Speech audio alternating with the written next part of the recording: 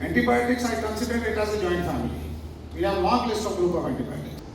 In 1942, Waxman renamed the group inhibiting these drugs as antibiotics. हर एक antibiotic जो है वो ब्रॉड स्पेक्ट्रम भी होते हैं, नैरो स्पेक्ट्रम भी होते हैं।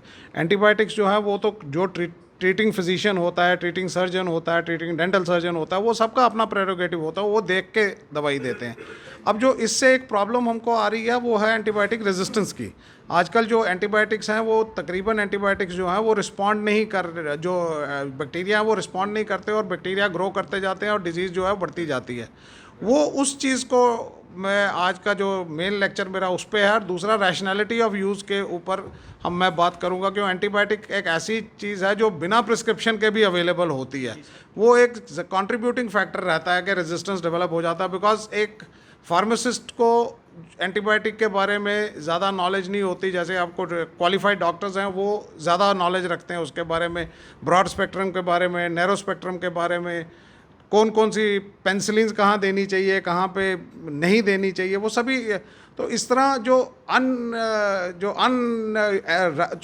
इर्रेशनल यूज़ जो होता है इसका, वो इर्रेशनल यूज़ को ख़त्म करके हम थोड़ा सा रेजिस्टेंस को ओवरकम कर सकते हैं। तकरीबन ज़्यादा तवज्जो मेरी आज उस पे ही रहेगी।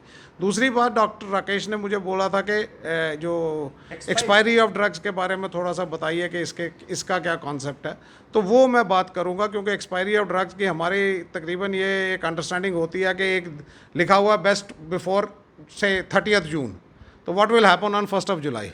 सो वो तकरीबन उस चीज़ पे अगर अभी आप चलेंगे, हम उसी चीज़ पे ज़्यादा मेरी तवज्जो रहेगी कि 1 जुलाई को वो क्या पॉइजन बन जाती है या उसकी एफिकेसी कम हो जाती है। कुछ दवाइयाँ होती हैं जिनको एक्सपायरी के बाद नहीं लेना चाहिए, but most of the medicine जो हैं वो एक्सपायरी के बाद ली जा सकती हैं। उसका मैं आपको डॉक्यूमेंट्री एविडेंस दूंगा, जहाँ जो बड़ी बड़ी रिसर्चेज हुई हैं, जहाँ पे इवन गवर्नमेंट, अमेरिकन गवर्नमेंट ने कुछ दवाइयों को उसकी एक्सपायरी एज इट इज़ ही बढ़ा के, उसको किसी की एक्सपायरी 10 साल बढ़ा दी, किसी की एक्सपायरी 12 साल बढ़ा दी है। वो सारा मैं डॉक्यूमेंट्री एविडेंस दे के मैं बात करूँगा। टेक वन अब आपके व्हाट्सएप पर। व्हाट्सएप करिए हाय 9728253663 पर।